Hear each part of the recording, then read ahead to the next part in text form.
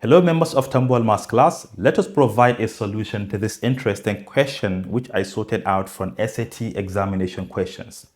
We have a quadratic equation here, negative x squared plus bx minus 676 equal to 0. And according to the question, this equation has no real solution. And b is a natural number. So the coefficient of x here, b, is a natural number. We're asked to find the greatest value of b. So let's get started. Remember, if a quadratic equation has no real solution, the discriminant is always less than 0. What is discriminant? The value under the square root in the general formula. Remember the general formula. I would like to write everything. The general formula is minus b plus or minus the square root of b squared minus 4ac. This is the general formula for solving quadratic equations. So the discriminant is this number, b squared minus 4ac. Provided this equation has no real solution, then the discriminant will always be negative, which means that this b squared minus 4ac is less than 0. But what is b? b is already b. What is a? A is the leading coefficient, which is -1. Or should I write them? I don't have to. You can see them there.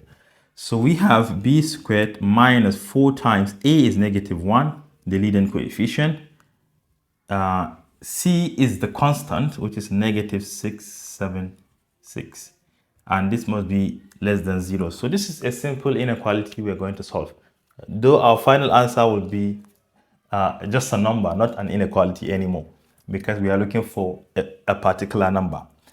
So we have b squared minus, can you see that 4 times -1 is -1, and -4, not -1. So this is -4 times this will be positive 2704, less than 0. So take this number to the other side. You have b squared not equal to, less than 2704, which is 52 squared, right? So you have b squared less than 52 squared. So let's come here, which implies that b is less than 52, right? So if b is less than 52, what does it mean? Let me show you a number line. We want the greatest natural number. The greatest, this is a natural number. If you have maybe 0 here, you move to the right, you have 20 somewhere here, you have 50 somewhere here, you have 51, you have 52, you understand?